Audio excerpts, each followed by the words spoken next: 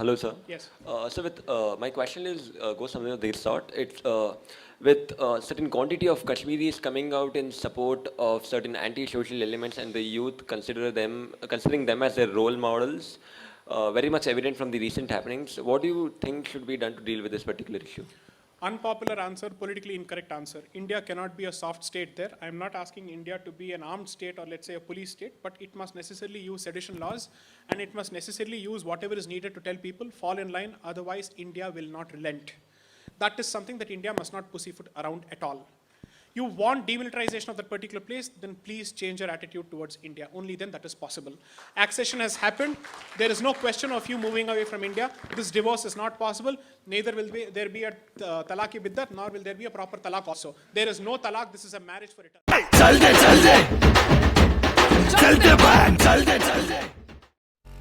I don't have much to contribute otherwise for the simple reason because I'm crystal clear in my head, in my own headspace, that as long as you continue to see the traditions of this particular country through a Western prism, through a Western eyes, through a Western lens, you will find nothing positive in this country.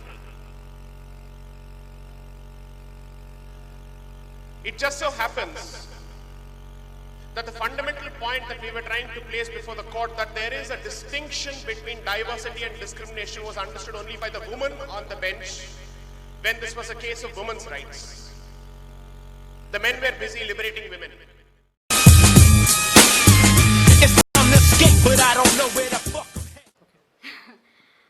My question to you is, today, passions are being stoked by different groups, be they separatists, the Indian Army, the armed forces, let me put it this way, or the Pakistan Army, all in the name of betterment of people of Kashmir. So in reality, it is nothing but a one-way bridge.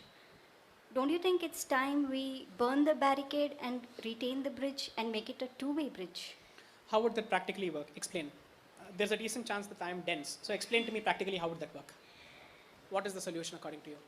Retain 370? My solution is, yes, in today's times we have a lot of employment opportunities, a lot of educational institutions being set up in Kashmir, in the state of Jammu and Kashmir as well as outside, so that the people of Kashmir can come out and Understood. Come to the lead point. a So life therefore of, what?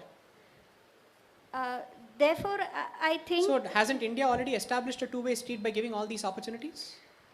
Has India said that we will deprive you of the benefits? That's not enough. You cannot have... Okay, then you, what is you the are extra? having lot of restrictions. You are having, you know, time and time again, you impose curfews. May I just make this request? Sorry. No. May I just make this request? I deal with specifics. So if you have a specific point to make, tell me, these are the restrictions that India has imposed without any justification, and this is the single biggest reason for hatred of India. Spell it out and I'll respond to it. Let's be very specific, point for point. Start. Go ahead. No, I do not wish to... No, ma'am, I'm saying when you make such a point, particularly on a sensitive issue such as this, the problem always is this, and this is not a personal statement. Generalities and platitudes and vague statements don't work. You will have to say something specific. You accuse somebody of something, can you say you're a bad person? No, Why I'm am I not bad? accusing. Explain. I'm not accusing. I'm just talking Then about what is it that reality. India should do more than it has already done? Allow a plebiscite? Allow a referendum? Out of question. Next. I'm just asking for a little more freedom for expression. What freedom of expression are you talking about? Which is to effectively allow slogans against the existence of India? That is a non-negotiable. I will never buy peace or accept peace at the expense of dignity. You're already paying the price for it. That has happened in Delhi. Okay, Then why you have come do to you that talk extent. about, why do you talk about burning the bridges? A bridge is most essential for No, that. not at all. The existence of the bridge, effectively, after a certain point of time, they'll say, 12 saal to ho gaye, wahan pe baith gaye, to ho gaya, permanent ho gaya. That's not how it's going to work. Sorry. That bridge has existed all along, and you have pampered vested interests enough.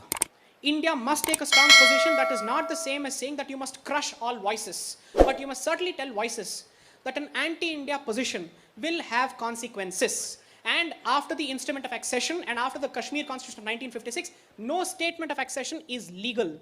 Forget ethical or moral. It is sedition.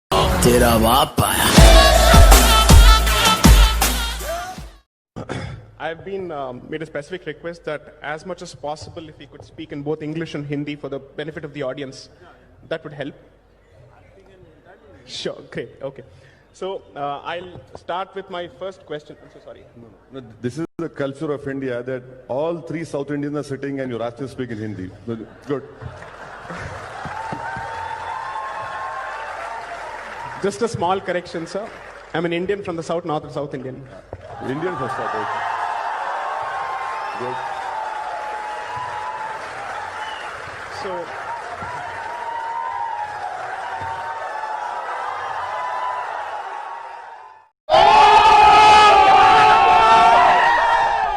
whenever I'm angry, my mother tongue will immediately come to my tongue. Or the language that I use more often, which is Delhi's lingo, will immediately come. Right? What does it tell you? That notwithstanding all the external stimulus that is put on human behavior, nature is nature. Training is training. Genetics is genetics to a significant extent.